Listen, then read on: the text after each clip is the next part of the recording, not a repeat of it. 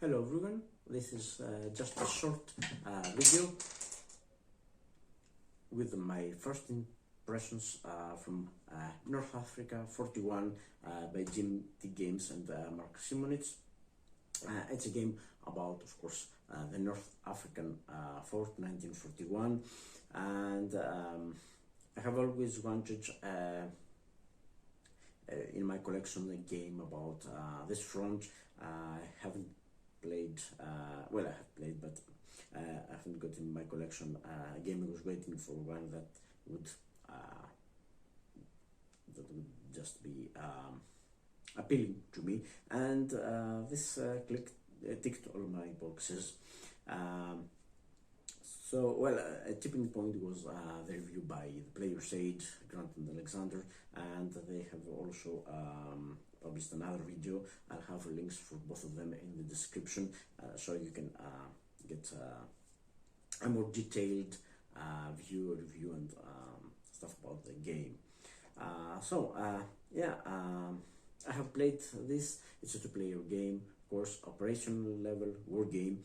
I have played it 200 solo, doing the best I could, but my main purpose was to find out how the game works, and I was trying to do the best I could for its side, and but my main goal was to try various stuff, see how it works, and get familiar, of course, with the rules.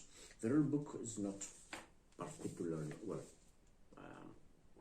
It's indexed, that's good.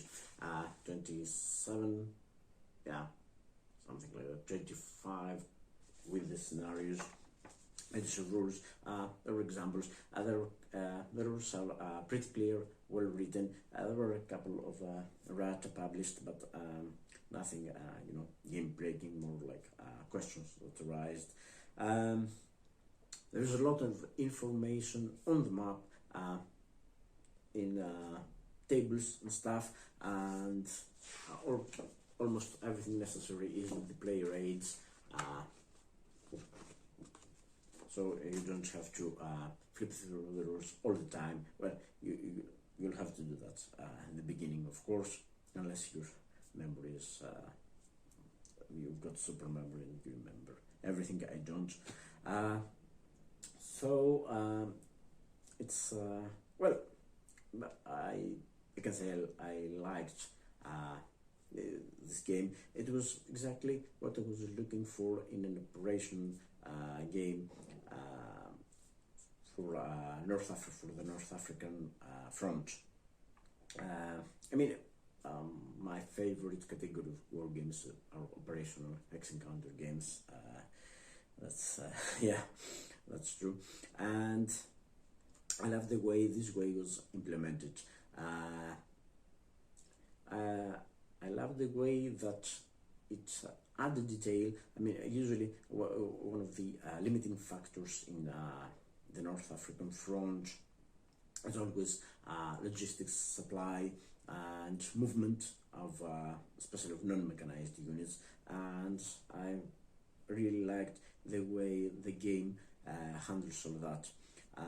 There is enough obstruction of supply so that day-to-day running the game, movement and fighting is not hindered or slowed down, but there is another level of supply, the supply point system they've got in this game that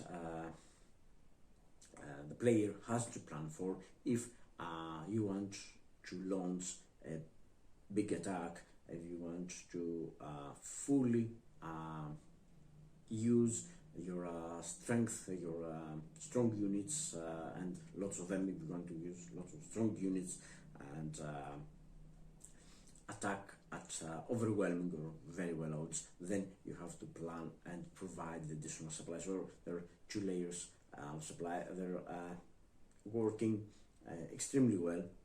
I was a bit skeptical at first, I have to confess, but playing the game I realized that it was a brilliant, okay, let's say it's a brilliant solution. I have not represented between balancing these two aspects of supply.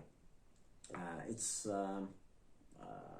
also they have a layer a bit of abstracted, but I love that there was a procedure. There is a procedure to get material, supplies and stuff like that from your bases, from the Nile Delta for the Allies, for the British mainly, and from Italy for the Axis powers. There is things to consider. It's not automatic, and it's not it's at an abstract level, but not too abstract. There is a procedure you have to, and stuff that you do on the map in your battlefields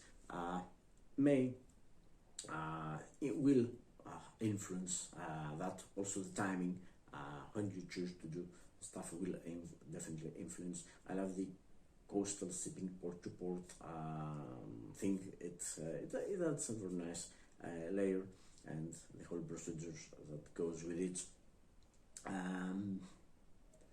I of course I haven't played the full game, just a short scenario, and mainly trying to see a little bit of everything, how it works, getting myself familiar with the rules, and try various stuff.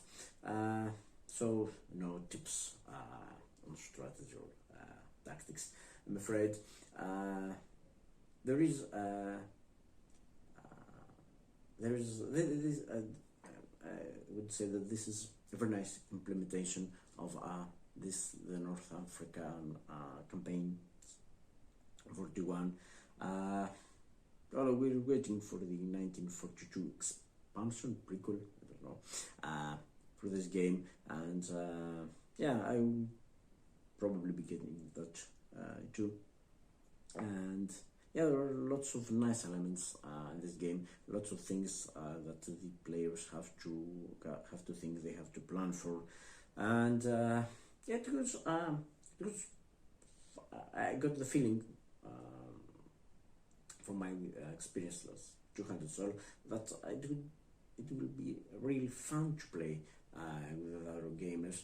I loved the CRT combat resolution table is not is of course the advanced generation CRTs. It's not the simple affair that used to be in older games. It's very well thought out. The results are meaningful, and depending on what mainly on what odds you attack, and then you've got to use your elite units, your tanks. You can use the terrain to get the odds shifted and the combat results table. And the die rolls, well, there's always an element of luck, but I think it's a very well balanced combat results table, because if you attack at very good odds and you have planned everything out, there are very few, if none, possibilities that something will go wrong. So you're not, as the attacker, a very well planned attack at great odds, it will not be totally ineffective, or even worse, be a loss for the attacker without damage to the defender. So yeah, that's very well balanced. Of course, if you attack at 1-to-1 odds, final odds, 1-to-1, just an open battle of 1-to-1, then of course, as history has on, almost everything is open, so it could very well go both ways, with the retreats and losses and stuff like that. Yeah. So yeah, plan carefully, and don't run out of supply. It's surprisingly easy to, if you're not careful, But I think that's true for any North Africa game. If you're not careful, your opponent may have an opportunity to cut you off from your supply, and then things get ugly very fast, and yeah, you can. Then you have to save your units.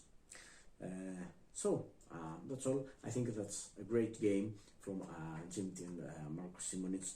If you have played it, please leave a comment. And yeah, if you're looking for a fellow player, well, life would be better, but thankfully there is a Vassal module, so we can try this. So that's all for now. See you in the next video.